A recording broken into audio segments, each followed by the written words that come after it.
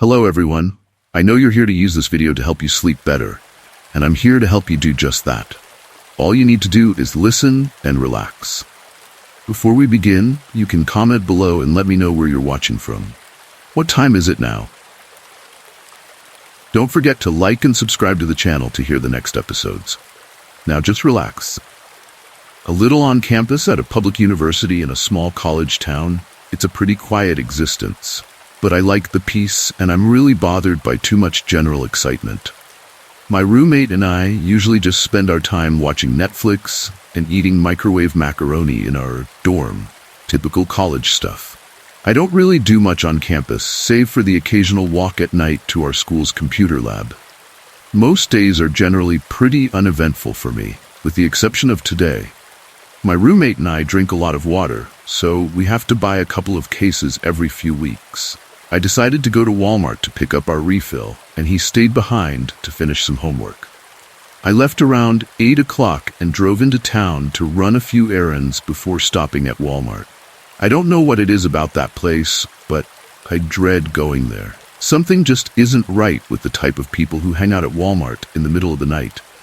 But I usually just ignore the typical wanderers and weirdos and go on with my business. I grabbed a couple of cases and hurried to the self-checkout. It was approaching 9 o'clock, and that's usually when the strangest folks set up camp for the night. I paid at the machine, grabbed the receipt between my index and middle fingers, and then grabbed the water to carry it out to my truck. I wasn't parked too far out, but I was far enough that the crowd of cars was thinner than it is close to the entrance. I don't know why, but for some reason, I hate parking up front. I went to set the cases of water in the bed of my truck, but as I lifted them, a quiet breeze and a lack of grip on my part allowed the receipt to fly out of my hand. I finished putting the water up and chased after it. The small piece of crumpled paper had drifted into an empty part of the lot, underneath the streetlight. I was able to pick it up, and I noticed something. A phone. It was a white iPhone 5C, laying face down on the asphalt, in between the yellow lines of a parking space. There was a huge scratch across the black Apple logo, and the thing looked pretty beaten up in general. Not typically, I'm the type of guy to leave things alone that don't have anything to do with me, but there were no cars anywhere around it, and I thought maybe I could find the owner, so I picked it up. The screen was all but shattered, with a huge crack in the top right corner, covering most of the thin black piece of glass in front. It was apparent to me that someone had probably dropped it while loading it into their vehicle unknowingly. I slid it into my pocket and headed home. I got back to the room around 9:15, and my roommate was gone. He had gone to the lab to finish studying for his Japanese class. I unloaded the water and began to take everything out of my pockets. I set the phone down on the dresser and checked my phone to see if I had any texts or group chat messages. I didn't. I picked up the white phone and pressed the home button. The screen hesitantly lit up with the background picture of two girls I didn't recognize. They were both blondes, posing for the photo as any typical sorority girls would. They were definitely young, probably in their early 20s. I swiped the screen to unlock it, but it required a 4-digit passcode. Of course, I didn't know it, but I took a couple of failed guesses. There was no way for me to figure out who the phone belonged to, so I set it on my dresser. I know a guy in my stats class who has jailbroken iPhones before, so I figured I would just take it to him later. I undressed for the night and got into bed around 10 o'clock. That was almost 3 hours ago. I'm still in my room, and it's approaching 1 in the morning. My roommate is pulling a late-night study session with a friend of his, so I haven't seen him for a while. 20 minutes ago, the phone rang. It was the regular iPhone ring, and the contact name was Kara. The picture ID that came up was one of the girls on the front of the phone. I figured it must have been the owner's friend calling to see if someone had stolen the phone. I sat there as it rang a few times, quickly debating whether to answer or not. After 5 or 6 rings, I picked up the phone and slid the bar to answer. I put it up to my ear, but before I could say anything, a loud, screaming voice came across the receiver. "Please help me. Oh God, he's gonna kill me, Jen!" The voice cut off abruptly, and there was a thud as though the phone had been dropped. I heard a sound like heavy breathing, and then the receiver beeped, signaling the end of the call. I'm sitting in bed now, wide awake. I don't know what to do. I can't sleep. Jen, please contact me to get your phone back. I don't want anything to do with it. I worked for a long time in libraries. I got my first job when I was 15 and worked my way up to a decent paying position at that same library. For a while, I worked in a military library, a small, portable building that you'd think would be the source of a Reddit post or something terrifying, but it wasn't. I eventually left because the commute was much too long. It turns out I couldn't live on my decent pay from the library since I was only part-time, so I started applying to all sorts of places around my hometown. I got lots of calls back, but being lazy, I only returned the calls of jobs that suited my lazy lifestyle. Part-time and close to home, without a lot of human interaction. The perfect job came up when Walmart called and offered me a part-time position in their fashion department. More specifically, in the shoe department. My entire area of work is about 6 or 7 aisles in the very back of the store, between baby stuff and electronics, which I understand is the basic setup in a lot of Walmarts. I started about 2 weeks ago, and despite having sore feet from crappy shoes, I liked it. But in my short time there, I've started to notice a few things that at first seemed quite normal, but when considered together, start to make me nervous about going back to work on Sunday. You know how whenever you go to Walmart, the rows and rows of cash registers seem pathetically empty, and the one cashier you find seems much too overworked? Well, my entire store seemed like that. I got no training because there was never anyone around to teach me. I got some online training, but after that, I just started working the floor alone. People would come up to me with confused faces and tell me I was the first person they had seen working, that there was nothing on the shelves, or that something was broken. I knew Walmart had posted a lot of job ads for employees, so I figured we were just in the middle of filling those positions. In any case, I would happily help anyone who asked me to the best of my abilities. After a while, it started to get weird because I never seemed to see anyone myself. The people I did see were shoppers, and that, in and of itself, started to feel strange. Last week, you figure in a small town, you'll see a lot of the same people at the only big shopping center around, so I wasn't worried at first about seeing familiar faces, sometimes daily. But after a while, I realized I never saw a new face. The only new faces I seemed to see were the employees filtering in and out at suspicious speeds. I could go through a 4-hour shift and come back to a different department to find it either empty or covered by a new person, while seeing 6 people I had seen shopping the day before along the way. I like to walk to the back and use the washroom for as long as possible to waste time. 2 days ago, I saw a little girl, and being a fan of horror movies, seeing her dark hair and ridiculously blue eyes made the hair on the back of my neck stand up. She wasn't with a parent, so I figured she was a demon and she's going to eat my face. While I'm peeing, they'll find me dead, faceless, with my pants around my ankles. But of course, I know I'm being foolish. So I walked past her and into the bathroom. I saw as she walked away that she had red duct tape in her hand, red like her dress. I sat down in the stall and looked to my side, seeing the toilet paper dispenser was taped closed with red tape. I was a little creeped out that out of the 12 stalls, I was in the one she had been in. So I checked the others, but none of them had red tape. Instead of taking the back way to get back to the department, I walked through the store to look for the little girl, but I couldn't find her. So I went back to put shoes away. I nearly screamed when I got back and found red tape hidden everywhere. On my water bottle, inside shoes, and on the bottom of shoes. Creeped out, I tried running to find someone to ask if they had seen her, but I couldn't find any staff, only customers, and they were all smiling these huge, unnatural smiles. They stopped what they were doing and turned in my direction. I left without signing out, knowing it was close enough to 10 at night, the end of my shift, and I didn't care. I could say I forgot if anyone asked, but I knew no one would know or care, since no one seemed to be working there. I got to my car and found more red tape. That's when I started crying and drove as fast as I could to get home to my boyfriend. My boyfriend is a huge fan of creepy things and advised me to reach out to the horror community. Perhaps you might have some answers. During the winter of 2015, 34-year-old Lenny Royal was living in Brighton, a vibrant metropolitan city on the southern coast of England.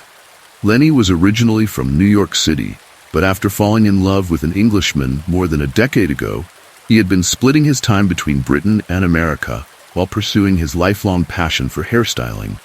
However, Lenny was no ordinary hairstylist. He continued to maintain a reputation as one of the most talented professionals in the world. His clients included celebrities like Hailey Baldwin and Sigourney Weaver. Because he could easily find work on both sides of the Atlantic, his transatlantic lifestyle was both feasible and profitable. But towards the end of 2015, the breakdown of his 12-year relationship became the catalyst for a harrowing series of events. It's not exactly clear how Lenny's relationship came to an end, but by his own admission, the breakup sent him into a deep and debilitating depression. Lenny was prone to such bouts of melancholy, having already endured his fair share of personal tragedy. As a young boy, both of his parents passed away after contracting HIV, which led to the exceptionally deadly acquired immune deficiency syndrome, AIDS. Lenny's father was a heroin addict who contracted HIV through shared needles. He unknowingly passed the virus on to Lenny's mother. When young Lenny learned that his parents were going to die, he was terrified. Watching them slowly slip away had a profoundly terrible effect on him. The separation from his boyfriend during the winter of 2015 brought about similar feelings of grief and loss, which in turn brought back terrible memories of his parents' deaths. Lenny knew he had to do something to shake the depression he was feeling. After a period of contemplation, he downloaded a dating app called Grindr. Lenny was undoubtedly looking for what is commonly referred to as a rebound, a brief love affair believed to boost the recently rejected self-esteem. In the process, he matched with a 24-year-old Scottish man named Daryl Rowe. Daryl, originally from the Scottish capital of Edinburgh, had also suffered through a rough upbringing. Although the details of Daryl's early childhood are murky, we know that he was adopted by two foster parents named Jackie and Harry when he was still a boy. His foster mother once described him as a really lovable boy who was good company. However, it was painfully clear that they had adopted an extremely damaged child. When Daryl arrived at their home in the nearby seaside town of North Berwick, Jackie and Harry noticed that his body was covered in scars. They were also concerned that Daryl had brought with him not one, not two, but 120 Barbie dolls, over which he displayed a fierce protectiveness. Jackie and Harry tried their best to raise Daryl, sparing no expense in the pursuit of turning his life around.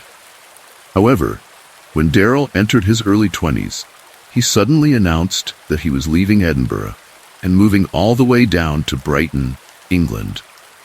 Although unconfirmed, it's easy to assume that Daryl moved to Brighton because it has long been a historical haven for young gay men. Oscar Wilde was a frequent visitor to the city, with one local historian explaining that Brighton has long been a refuge for those seeking freedom from the strictures of conventional society. Daryl thanked his foster parents for everything they had done for him, promised to stay in touch, and ultimately relocated in April 2015. About 8 months later, Daryl and Lenny connected on Grindr. After an initial period of flirtatious conversation, Daryl suggested they meet.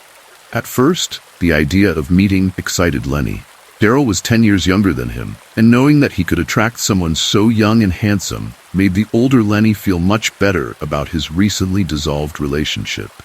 In fact, Daryl seemed to be in awe of Lenny's age, experience, and glamorous profession. However, the pride Daryl's charm reignited in Lenny may have seriously clouded his judgment regarding what happened next. Daryl and Lenny texted back and forth for a few days, toying with the idea of meeting up for a date. But then, one day, Daryl made a suggestion that made Lenny feel deeply uncomfortable. When the subject of physical intimacy arose, Daryl seemed to flippantly dismiss the idea of using a prophylactic. In other words, he flat out refused to wear any kind of protection. For Lenny, this was a definitive red line, and although he and Daryl had already exchanged phone numbers, he was so offended that he began the process of blocking him on various social media platforms. It was only at the very last second that Daryl managed to salvage his attempt at romance when he made a categorical promise to wear protection if they became intimate. Daryl might have saved himself from Lenny's blocked profile section, but he was still on thin ice. Over the next few days, he worked to regain Lenny's trust by swapping a series of innocuous selfies with him. His efforts paid off, and it was around this time that Daryl convinced Lenny to share his home address. Daryl later said the exchange of information was simply part of getting to know his prospective date. But just hours later, Daryl showed up on Lenny's doorstep. Naturally, Lenny was surprised by Daryl's sudden appearance, especially since Daryl called his cell phone using a withheld number before announcing, "I'm outside your door." Yet somehow, Daryl managed to talk his way into Lenny's home, most likely through sheer flattery and possibly with a dash of emotional blackmail. Perhaps there was talk of a miscommunication, with Daryl saying how he'd come an awfully long way just to turn around and go home again. There's no doubt that Lenny made a sizable error in judgment by allowing a near stranger into his home, and by his own admission, it was an extremely regrettable decision. Yet the price he paid is the stuff of nightmares. After a few hours of drinking and flirting, the two men climbed into bed together, and at Lenny's insistence, Daryl swore he'd wear a prophylactic. Once their lovemaking had concluded, the prospective couple engaged in deep conversation, with Daryl sharing his passion for veganism and juicing. Lenny then attempted to share some of his own interests, but shockingly, Daryl tried to convince him of the benefits of drinking his own urine. Things got a little weird, as Lenny later put it. Then I was like, okay, this was nice, but you need to go now. Lenny made it clear that he wasn't rude to Daryl. He simply informed him of some very real dinner plans he had made for that evening, thanked him for a lovely time, and politely asked him to leave. On the surface, Daryl respected Lenny's wishes, but in the days that followed, he made it clear that he'd felt deeply. Daryl not only complained bitterly to Lenny, but he also became increasingly erratic when he felt that he wasn't receiving the proper amount of attention. To Lenny, it was clear their budding relationship had no future whatsoever. So, after informing Daryl of his wish to part ways, Lenny blocked his number, preventing him from calling or texting. About a week went by when Lenny received a call on his cell phone from an unknown number. Curious, he answered the call, only to hear Daryl Rowe's voice on the other end. "How dare you block me?" Daryl demanded.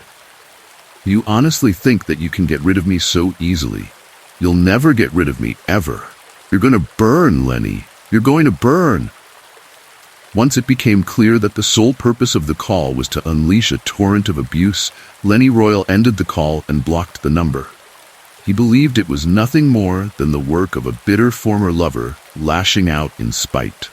Little did he know, Daryl's words had a horrifying significance. 2 weeks later, Lenny woke up one morning feeling a little under the weather. He figured that he had simply caught a cold, and with the proper rest, would most likely recover in a matter of days. But when a few days turned into an entire week of malaise, Lenny visited a pharmacist to purchase antibiotics. However, after describing his symptoms, the pharmacist strongly recommended that he visit a hospital for a more in-depth diagnosis. Lenny did as advised and underwent a full checkup following a visit to his local GP. Then, when the results of various tests came in, Lenny received a call from his doctor, one that would change his life forever. Lenny, who believed that he was suffering from little more than a stubborn strain of influenza, was told that he was HIV positive. "I felt like that was it. My life was over," he later said. "I was crushed." Following the death of his parents, Lenny had moved in with an older cousin, whom he later came to regard as his adoptive father. He was devastated, Lenny said. "He felt like he'd failed to protect me from the very same thing that killed my parents. And he promised my mom I'd never suffer like she did. I had to tell him it wasn't his fault over and over, but he still cried. He still said he felt like a failure." In the weeks following his diagnosis, Lenny made repeated trips to a local medical clinic to receive medication and examinations. Being the social butterfly that he is, Lenny often engaged the clinic's nurses in casual, and sometimes not so casual conversation. In one case, he even shared intimate details regarding the events leading up to his diagnosis. As he spoke, the nurse Lenny was talking to turned ashen-faced and at first appeared hesitant to speak before saying, "I really shouldn't be telling you this, but you're the fourth person this has happened to in the last 6 months alone." Lenny couldn't believe his ears. Assuming there had been some kind of miscommunication, Lenny reiterated that in his deepest, darkest thoughts, he wondered if a former lover had deliberately infected him with HIV. There had been no miscommunication. The nurse confirmed that in the recent past, 3 additional men had reported being deliberately infected with HIV by a recent lover. Not only that, but the same malevolent person had actually taunted them via phone calls following their infection, hinting cryptically at the ordeals that awaited them. The first was a man in his early 30s, Stuart Roger, who made contact with Daryl using the dating app Grindr back in July of 2015. In a very similar fashion to his interaction with Lenny, Daryl was insistent that he and Stuart meet at the first available opportunity.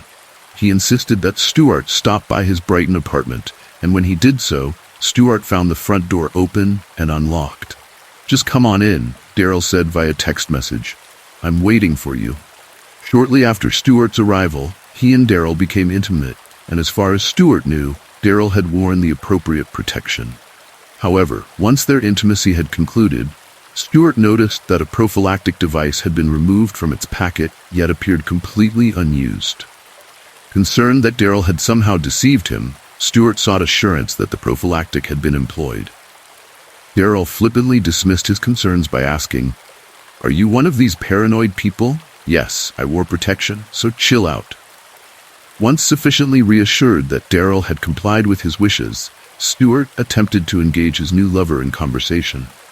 Yet, when Daryl seemed much more interested in showing Stuart his favorite Pokemon videos on YouTube, Stuart suggested that they part ways and arrange to see each other again soon.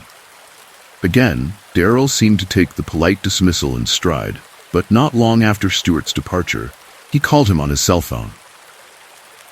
Stuart assumed the purpose of the call was to arrange a second meeting, but when he answered his phone, Daryl remained silent.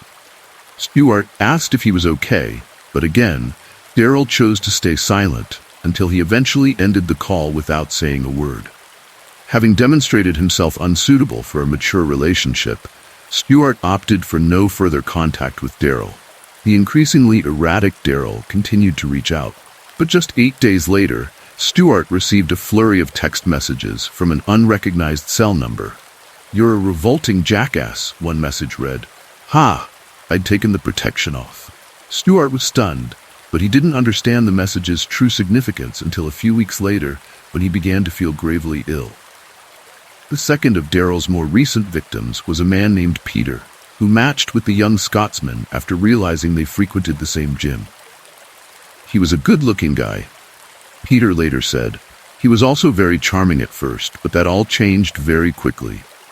Daryl repeated the pattern of insisting he and Peter meet as soon as possible, and then when they did, he told Peter that he would not be wearing any protection during physical intimacy. Peter was hesitant. He knew the risks involved, but Daryl swore on all that he held dear that he was clean and that any intimacy they shared would be safe. However, afterward, the same post-coital pattern played out. After displaying a shocking level of immaturity, Peter proposed that they part ways. Yet just days later, Daryl sent him a text message informing him of some utterly terrifying news. "I lied," the message said. "I'm HIV positive." Peter was horrified and asked Daryl if he was serious or merely attempting to psychologically terrorize him in revenge for discontinuing their tryst. "He's making this up," Peter told himself. "He's just being childish." But Daryl was not making things up. He had deliberately infected Peter with HIV. A third man named Andrew shared a similar story. He matched with Daryl via the same dating app as the others, and at first, there was a great deal of chemistry. "He was hot and seemed like a nice person," Andrew later recalled. "At the same time, I didn't have any reason to question that." When Andrew and Daryl met for the first time, neither of them was carrying any kind of protection. but they decided to become intimate regardless. Andrew ended up staying overnight at Daryl's place, and later claimed that at that point, he believed they might kindle a long-term relationship. But this time, it took less than 24 hours for Daryl to turn on him. The following morning, as Andrew traveled by bus to his home, he decided to check for any new messages on the Grindr dating app. However, when a user activates the app to check messages, it notifies connected users of their activity, and this is how Daryl discovered Andrew was still using the dating app. Less than an hour after they parted ways, this discovery sent Daryl into a rage. "I can't believe you're online already," Daryl told Andrew via text message. Andrew initially thought Daryl was kidding, and that the message constituted nothing more than flirtatious banter. Yet, when it became evident that Daryl was genuinely furious and that his show of possessiveness was not an attempt at humor, Andrew blocked him on all platforms and resigned himself to move on. However, just over a month later, while Andrew was out drinking with a coworker, he received a series of text messages on his cell phone. "I hope you enjoyed yourself," the first message read, followed by another with a smiley emoji. "I have HIV, and now you do too." The timing of Daryl's text messages is extremely significant. These days, if someone is exposed to HIV, they can obtain a drug known as post-exposure prophylaxis, PEP, which can stop an infection if taken within 72 hours. Daryl could have easily informed his lovers of his HIV status, but he deliberately waited weeks to drop the bombshell, knowing he had exposed them to one of the deadliest diseases in modern history. When each of Daryl's 4 victims realized his claims were legitimate, they experienced a mixture of disbelief, confusion, and fear before rushing to the appropriate medical services for testing.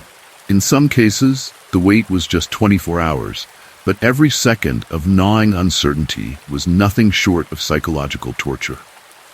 Andrew sat alone, guzzling a bottle of wine and praying the results would come back negative. The next day, when the call from the doctor came, he trembled with fear as he went through the formalities of confirming his identity.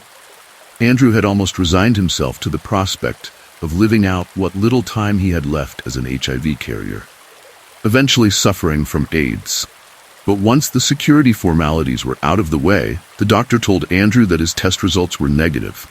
He almost collapsed with relief. The same could be said for Peter, who also received the all-clear after a brief but agonizing wait. Stuart Roger, on the other hand, was not so fortunate. When informed by his doctor that he had contracted HIV, Stuart was devastated, but he swiftly informed the police of Daryl Rose's actions, providing them with a detailed description of Daryl, his cell phone number, his home address, and several screenshots of their text message exchange. "From the moment I got my diagnosis, I was acutely aware that I would have to report this," he later said, adding that Daryl was obviously an exceptionally dangerous person who urgently needed to be stopped. Thanks to the information provided by Stuart, the police were able to track Daryl to the nearby town of Saltdean before placing him under arrest. To ensure he couldn't escape, the police opted for a dawn raid rather than a regular knock at the door. After smashing their way into his apartment, officers discovered Daryl in bed with another man, later revealed to be his 8th known victim of deliberate transmission. Upon seizing Daryl's phone and investigating the extent of his criminality, police uncovered hundreds of potential victims across his multiple social media accounts, many of which were established under false identities. Each of these men had to be contacted by police and informed of their potential diagnosis. Following his arrest, Daryl was interviewed under caution, and the number of charges against him rapidly ballooned from 1 to 4 to 7 in the space of just a few hours. During the recorded interview, Daryl claimed he wasn't aware of his HIV status, but this was an outright lie. By the time of the interview, Daryl had been explicitly aware of his diagnosis for almost 12 months. The police knew he was attempting to deceive them, and while he could have been tried in England, most of his offenses were committed in Scotland before his relocation to Brighton. As a result, he was transferred into the custody of Scottish police and transported to Edinburgh. For reasons unknown, once across the border, Scottish police chose to release Daryl on bail into the custody of his foster parents. However, Almost immediately after the emotional reunion, Daryl attempted to escape justice by hiding in the Pentland Hills, which loom over the city of Edinburgh. When Lenny heard that Daryl had escaped police custody, he was furious. "I couldn't believe they released him," Lenny said, "especially since he kept saying that he was going to do it to other men." He was obviously sick in the head. During a search of the Edinburgh countryside, police eventually found an abandoned tent containing a carton of prescription medication, an antiviral used by HIV carriers. The name on the medication was Daryl R.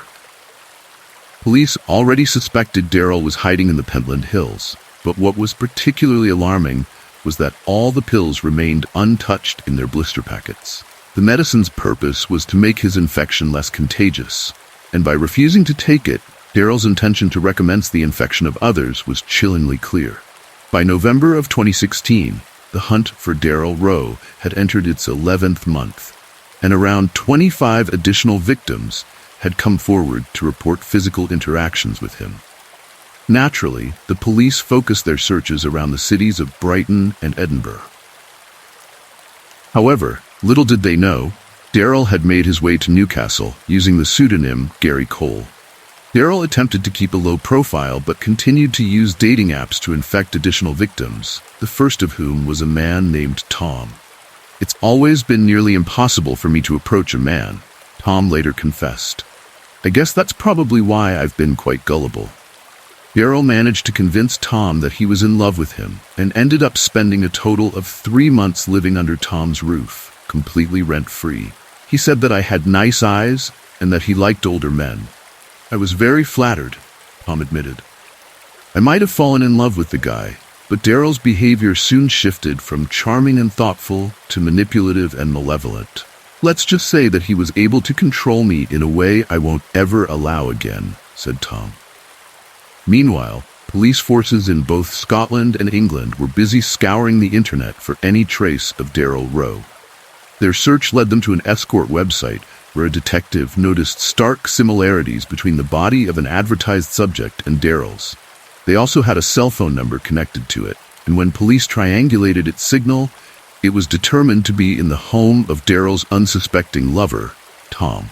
Officers rushed to Tom's home, but when Daryl realized he had once again been tracked down by the police, he attempted to escape. Trapped on the home's upper floors, he leaped from a third-story window into the garden of one of Tom's neighbors. However, when he landed on the wet grass, he slipped and fell on his back, severely injuring his spine and fracturing several vertebrae. The police found him lying there in a lot of pain, Tom said. He couldn't move or walk properly. Assuming Tom was an accomplice who knowingly harbored a criminal, the police took him into custody for around 5 hours. However, once he discovered who Gary Cole really was, Tom's arrest became the least of his worries.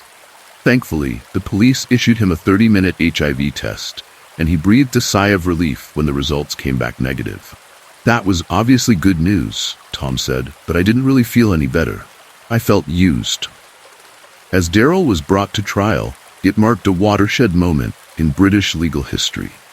Never before had anyone been tried for the crime of deliberately spreading a dangerous pathogen.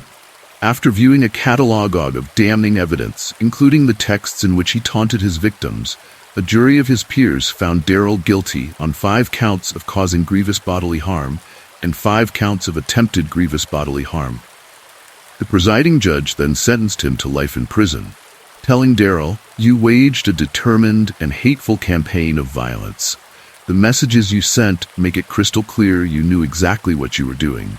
As well as the physical offenses, it is clear that the psychological effects upon the victims are immense." The judge added, "It should be known that this sentence is not about stigmatizing anyone living with HIV, but I cannot envision a day when you will no longer be a danger to gay men." It's reassuring to think Daryl was jailed for his actions, even if it was for a mere 5 years. Lenny later said, "But what he inflicted on his victims will stay with them for the rest of their lives." "I was pretty worried when I got my diagnosis," Lenny continued. "I thought I was going to be that person no one would ever want to be with. But while there's still some prejudice in the gay community, a lot of people don't really care." I had one negative experience with somebody I was dating, but it didn't really affect me. It's no longer a death sentence, not even remotely, Lenny said. But it's messed up when somebody makes that choice for you, when they take that right away from you. That's what's difficult to get over. It really is a harsh reality when you think about it. And that's the cruel thing I struggle with on a day-to-day basis. How can somebody be so cruel? Back in the late summer of 2010, I was just about to start graduate school, and I had to find myself a new flat for the coming year. I was new to the area, so I didn't know the neighborhoods at all, and since I needed something cheap and cheerful, I ended up browsing vacancies in some of the city's less affluent areas. Some of the listings were frankly terrifying, and I'm surprised the landlords had the audacity to even advertise them. Others, however, were considerably more livable, or at least they appeared that way thanks to some carefully chosen angles and a lot of window shots. Over the course of a week, I'd booked 10 different viewings, and by the end of the third day, I was on the verge of an emotional breakdown. A playful exaggeration on my part, of course, but honestly, it was just so draining. I'd been to 6 of the 10 viewings that I had lined up, and each and every one had been a complete letdown. The places were either riddled with mold, obnoxiously close to a restaurant or bar so that they stank of old chip oil and cigarette smoke, or they were the size of a shoebox. Luckily, my next viewing, which was late in the afternoon the following day, was with a landlady that had advertised a females-only listing. The pictures of the place made it seem quite nice, and I was very attracted to the idea of living in a SE, secure environment. Space because of the added security it would bring. I know, maybe to some of you that might sound a little cynical, and I'm well aware it's not all men who pose a problem. But in the context of what I'm about to tell you, I refuse to apologize for my cynicism, or as other girls might phrase it, realism. Some guys are just creeps. It's a fact of life. So the idea of living with just girls in a shared house was massively appealing. But then, that would be massively appealing to just about any girl moving to or living in London, surely. Getting a viewing appointment would be impossible, or so I thought, but it wasn't.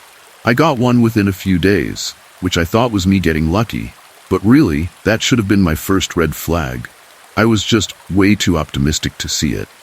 The next day, as I got the bus over towards Camden, I remember being a mix of excited and nervous.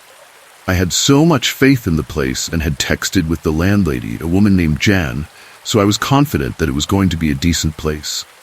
But at the same time, I'd been let down so relentlessly over the past few days that I had this looming sense of dread as I got closer and closer to my stop. At the time, I thought it was just residual trauma from being continually disappointed, but now I'm starting to think it was more like a kind of spidey sense. And so I got off the bus and I immediately texted Jan to let her know that I was nearby, as she'd asked me to do because she said she was really busy and might need a reminder. She texted me back almost right away, but when I expanded the message notification, I saw it was a lot more than just a simple okay or thanks, see you soon. It said something like, "Hi, I've been terribly busy, so my brother-in-law will be there to let you in and show you around." So much for female only, right? I thought that was the whole selling point. But then I understood that Jan was probably a very busy lady if she owned several properties all over London, so I wasn't about to throw a fit over one little thing like that. And so, off, I went to meet up with Jan's brother-in-law and to view what could potentially be my brand new home. When I arrived, I saw that the flats were in a unit above a line of shops. I'd been instructed to knock on the door, so I did, and when the door opened, Jan's brother-in-law was standing in the threshold. He looked strange, and that's putting it nicely. The way he looked at me in those first moments of eye contact made me feel a lot less comfortable than I did before. I mean it when I say that I'm not some man-hater, but I wasn't at all pleased about having to deal with a man in what was supposed to be a female-only flat complex, especially not since he was giving off these creepy vibes. If it had been any other circumstance, there's no way I'd have stepped into an empty room with that guy, but I'd pinned almost all my flat-finding hopes on this place. So I put on a brave face and a polite voice then stepped inside and followed him to the flat. As soon as we stepped inside, my heart sank. It wasn't remotely like it had been advertised, not just because it looked like someone was already living there, but because I was pretty sure the pictures weren't even of the same place. I asked Jan's brother-in-law when the current tenant was due to vacate, and my heart sank even further when he said something like, "Well, yeah, that's the thing. The property we were going to show you has been taken off the market, and this is the only one we've got available for you in this area, and it's a shared unit." That was all very disappointing to hear. Devastating, even. But the thing that mattered most was securing somewhere to live and ensuring it was female only. Potentially, I could cope with a new flatmate as long as she was a girl, but when I asked the guy if the current tenant was female, he literally dodged the question. I asked him, plain as day, is it still an all-female occupancy? And he responded with, "If you'd follow me this way, I can show you the vacant bedroom and attached bathroom." Then he just trotted off like I hadn't asked him anything and opened up I followed him into the bedroom, thinking I might as well have a look. While it wasn't actually all that bad compared to some of the others I'd seen, he still hadn't answered my question about the unit being female only. I looked around the bedroom and, remaining polite, asked him once again if the unit was female only or not. The man sort of wiggled his head and made a face that suggested he wasn't sure. He then said he'd have to contact Jan to make sure because he didn't know off the top of his head. I was starting to get really annoyed, but I kept my cool as he asked if I wanted to see the attached bathroom. I was literally on the verge of just saying no when he stepped forward and opened the door. As he did, I was hit with this truly revolting smell. It was so bad that I winced. I know the guy saw me wince from how rank the smell was.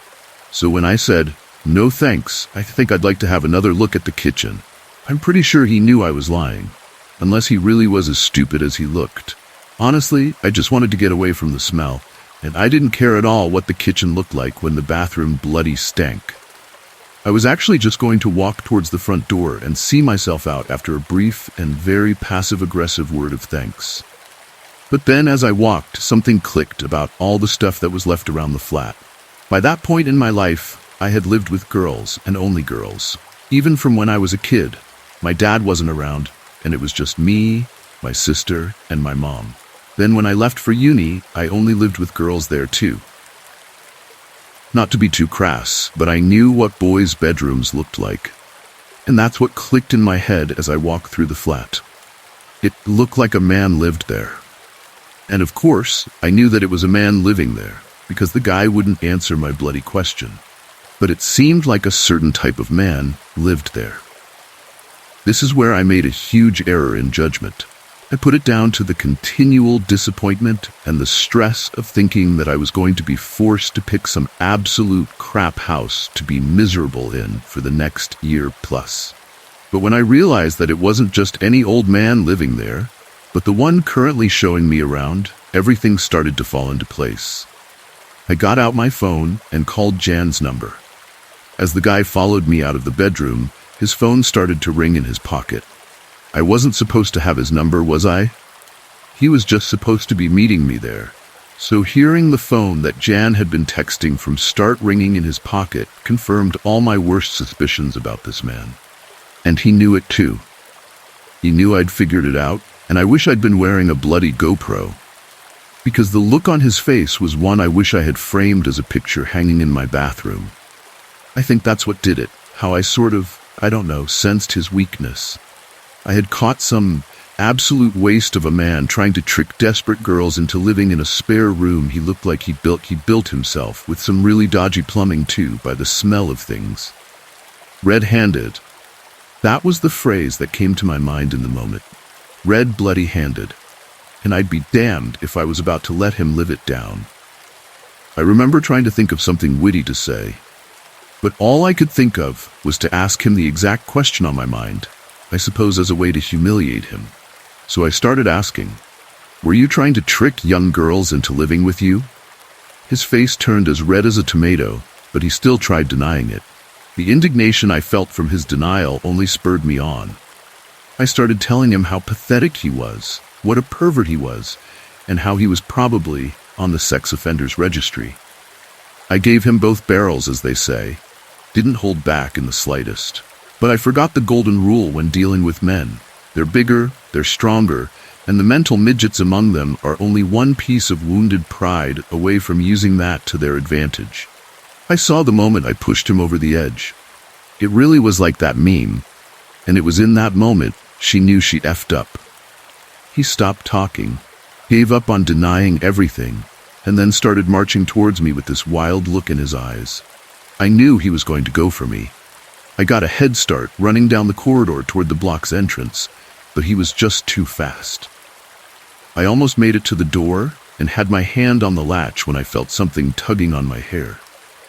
I felt the pressure on my scalp, and then the next thing I knew, my neck jerked back as the guy grabbed a handful of my hair and started dragging me backward. I tried to stay on my feet, but the force of him pulling my head back knocked me off balance. As I fell backward, I realized he was actually trying to drag me back toward the flat, using nothing but my hair. I remember screaming for help, hoping someone from the other flats, there were maybe 3 or 4 on that floor, would hear me. But if they were occupied, whoever lived there must have been at work or dead, because I screamed so hard that my nose started to bleed, and no one emerged from any of the doors. Once I realized I was on my own, and we were just feet away from him, dragging me back into his flat, I tried to flip myself over so I could at least stand up, but right when I found a bit of purchase on the carpet underneath, I felt something slam into my face so hard it made the vision in my left eye go all white. I brought a hand up to my face, covering that eye, and with my free hand, I made a desperately futile attempt to get his hand off my hair. The second my hand touched his, and I tried digging my nails into the skin of his hand, he violently tugged on my hair again and sent me crashing down onto my knees. I remember how, as I reached the doorway, he tried to drag me through it, but I made it very hard for him by blindly kicking and throwing punches, anything to try and hit him in the groin or scratch his eyes out. After making contact with at least one of my swings, I have a gap in my memory, presumably from where the guy hit me so hard that I fell unconscious for a minute or two. My last memory of trying to fight him off was as we reached the door, but the next thing I remember is being on the bedroom floor, with him dragging me towards the bathroom that stank of mold and rotten God knows what. There was this pain in my neck when I woke up, and I had a deep fear that if I tried to twist my way up to bite him, he might tug on my hair hard enough to break my neck. I was more terrified than I had ever been in my entire life. I had no idea what was happening, but the one thing I knew was that if he managed to get me into that bathroom, it would be all over for me. I remember rolling over, and it made my scalp burn with pain from all the hair that had been ripped out, but it allowed me to wheel around and grab the guy's wrists. He obviously thought I was still unconscious, so when I suddenly started moving, it took him completely by surprise. I was able to sink my teeth into the skin of his wrist until I saw his fingers open and felt my hair come loose from his grip. I tried to run, but he grabbed me again. This time, I remember launching myself at his face. He was trying to pin my arms by my sides by wrapping his arms around me, but I raised them too early for him to get a hold of them and started digging my fingernails into his eyes. It was so horrible because I could feel the bare flesh of his eyeballs giving way under my nails. It really makes me shudder to think about it now, but at the time, all I could think about was doing as much damage as possible, and it worked. He screamed so loud that it hurt my ears. Then he suddenly shoved me off him so hard that I went tumbling to the floor. I felt so dizzy that I struggled to find my feet, but it didn't matter, because the man intent on ending my life, and God knows what else before that, was in so much pain from scratching his eye that he couldn't see. He was covering them with both of his hands, screaming terrible, terrible things at me. But I listened to all of that as I was running towards the front door, knowing that there was no chance of him catching up to me. I remember coming out into the street outside and walking down the metal stairs that led up to the unit really fast. Then some woman saw me as she was walking past and exclaimed, "Oh my God, "Are you okay?" I had a cut on my face from where he hit me. I'm guessing that was the blow that knocked me out too, and it had been pouring blood down me without me realizing. When I saw just how much blood there was, I was terrified that he might have stabbed me or something. So I unzipped my jacket and started looking for stab wounds while saying to the woman to call the police. More and more people came over because the way I looked and the way I was shouting obviously attracted a lot of attention. I kept pointing to the door I had come through, saying, "He's in there, he's in there," because I felt my legs getting weak, and I honestly thought that I was about to pass out from the bleeding. If I passed out, I didn't know if I'd wake up again. Obviously, that was all just the terror talking, and despite all the blood, I didn't even need stitches after being taken to the hospital. But in that moment, I was the most scared I had ever been in my life, and convinced the guy had done way more damage to me. The police managed to track down the man who had attacked me, and he ended up getting a prison sentence of 6 years. I think if the jury were able to see into his head and got a glimpse of what he had in store for me, he'd have gotten much, much longer. Sadly, that's not how the law works here.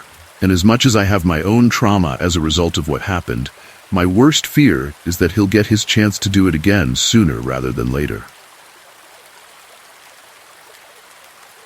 I was out hiking solo in the wilderness, surrounded by towering trees and the sounds of nature. The sun was starting to dip below the horizon, casting long shadows across the forest floor. I had been walking for hours, enjoying the solitude and the beauty of the wilderness. As I trudged along the narrow trail, my eyes caught sight of something in the distance. An old abandoned cabin nestled among the trees. It looked like it had been there for years, forgotten by time. Curiosity piqued, I veered off the trail and made my way toward it. The cabin was weather-beaten and run down, but there was something strangely alluring about it. I pushed open the creaky door and stepped inside, the floorboards groaning beneath my weight. The interior was dark and musty, with dust motes dancing and the faint light filtering through the windows. It was clear that no one had lived here for a long time. I shivered, suddenly feeling a chill in the air. Despite the eerie atmosphere, I couldn't resist exploring further. I wandered through the rooms, running my fingers along the peeling wallpaper and cobweb-covered furniture. It was like stepping back in time. As I made my way to the back of the cabin, I stumbled upon a trapdoor hidden beneath a threadbare rug. My heart skipped a beat as I lifted the rug and peered into the darkness below. With a shaky breath, I descended into the cellar, the wooden steps creaking beneath my feet. The air was thick and musty, and a sense of unease settled over me like a heavy blanket. The cellar was small and cramped, with shelves lining the walls filled with jars of preserved food and dusty old books. But as I scanned the room, my eyes landed on something that made my blood run cold. A makeshift altar, adorned with candles and strange symbols. My heart raced as I realized I wasn't alone. Someone had been here, someone who practiced dark rituals in this remote cabin in the woods. Panic surged through me as I turned to leave, but before I could reach the stairs, I heard a sound behind me. A low, guttural growl that froze me in place. I spun around, heart pounding in my chest, and that's when I saw him. A man emerging from the shadows, his eyes wild with madness. I stumbled backward, my mind racing with fear. I tried to scream, but no sound escaped my lips as he advanced toward me, a sinister smile playing on his lips. I knew I had to get out of there, to escape before it was too late. With every ounce of strength I had left, I turned and bolted up the stairs, my heart pounding in my ears. I burst through the door and into the fading light of the setting sun, sprinting through the forest as fast as my legs could carry me. Branches clawed at my skin, and roots threatened to trip me up. But I didn't stop until I reached the safety of the trail. I didn't dare look back as I ran, the terror fueling my every step. It felt like hours before I finally emerged from the trees, gasping for breath and covered in sweat. But even as I collapsed on the ground, my heart still pounding with fear, I knew that I had escaped. I had survived the horror that lurked in the depths of the forest, and I would never forget the terror of that abandoned cabin. I'm a truck driver hauling freight across the country on a regular basis. It's a lonely job, spending long hours on the road with nothing but the hum of the engine and the endless stretch of highway to keep me company. But I never expected my latest delivery to turn into a nightmare. It was late at night when I pulled into a rest stop, the darkness swallowing the landscape like a thick blanket. I was tired and ready to call it a night, but I still had a long way to go before I reached my destination. As I climbed out of the cab and stretched my legs, I noticed a figure standing at the edge of the parking lot. A lone hitchhiker, holding a sign that read West. I hesitated for a moment, unsure if I should offer the stranger a ride. There was something off about him, something that sent a shiver down my spine.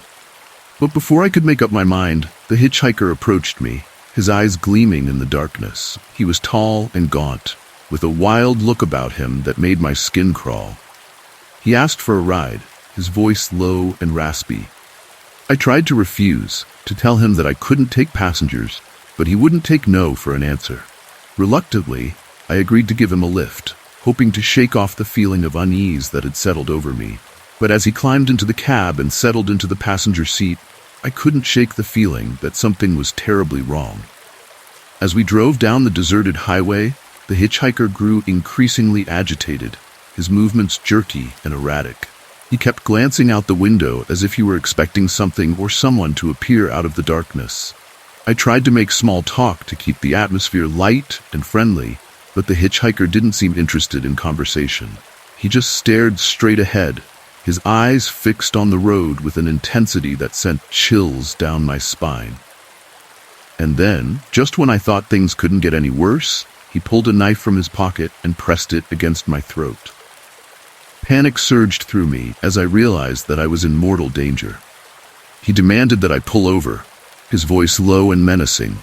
I knew I had to act fast if I wanted to survive. With trembling hands, I reached for the emergency button on my dashboard, hoping to summon help before it was too late. But before I could press it, the hitchhiker lunged at me, his knife slicing through the air with deadly precision. I managed to wrestle the knife away from him, but not before he landed a blow to my shoulder. Pain shot through me as I fought to keep control of the truck, my vision swimming with adrenaline and fear. Even as I struggled to maintain control, the hitchhiker kept coming at me, his eyes filled with madness. I knew I had to get him out of the cab before he killed me. With one final burst of strength, I slammed on the brakes and sent the truck skidding to a halt. The hitchhiker was thrown against the dashboard, giving me the opening I needed to push him out of the cab and onto the side of the road. As he lay there, stunned and disoriented, I seized the opportunity to escape. I climbed out of the cab and ran as fast as I could, putting as much distance between myself and the hitchhiker as possible. Then, just when I thought all hope was lost, I saw the lights of an approaching vehicle up ahead. With renewed determination, I flagged them down and begged for help, my hand shaking with adrenaline and exhaustion. With their assistance, I was able to get to safety and receive medical attention for my injuries. It was a terrifying ordeal that I'll never forget, a reminder of the dangers that lurk in the darkness for those who dare to trust the wrong person. Couldn't help but feel a sense of relief wash over me. We had narrowly escaped a terrifying encounter, but the memory of that night would haunt me for years to come. My wife and I were on a road trip, just trying to get away for a bit and enjoy some time together. We had been driving for a while, and everything was going great until we noticed this truck behind us. At first, we didn't think much of it. I mean, it's not unusual to see other vehicles on the road, right? But as we kept driving, we started to realize that this truck wasn't just following us. It was tailgating us, getting closer and closer with each passing mile. I tried to shake it off by speeding up a bit and then slowing down, but no matter what I did, the truck stayed right on our tail like it was glued to our bumper or something. My wife started to get really freaked out, and I have to admit, I was starting to feel pretty nervous myself. I mean, who follows someone like that, especially out in the middle of nowhere? We decided to pull off the highway at the next exit, hoping to lose the truck in the maze of side streets and back roads. But no matter where we went, the truck was right there behind us, like it was playing some twisted game of cat and mouse. By this point, my heart was pounding in my chest, and I could feel the panic rising in my throat. I didn't know what this person wanted from us, but I knew we had to get away from them, and fast. We kept driving, trying to put as much distance between us and the truck as possible. My wife was on the phone with the police, but out here in the middle of nowhere, it felt like we were on our own. Finally, after what felt like hours of tense silence, we spotted a gas station up ahead. We pulled in, hoping that maybe the presence of other people would scare off our pursuer. But as we got out of the car and headed inside, I couldn't shake the feeling that we were being watched. I kept glancing over my shoulder, half expecting to see the truck parked out front, but it was nowhere to be seen. We hurried inside, trying to act casual, even though every instinct was screaming at us to run. My wife went to use the restroom while I paid for the gas, and I tried to keep an eye on the door, just in case. When my wife came out of the restroom, she was pale as a ghost. She whispered something to me, her voice barely audible over the sound of the cashier ringing up our purchase.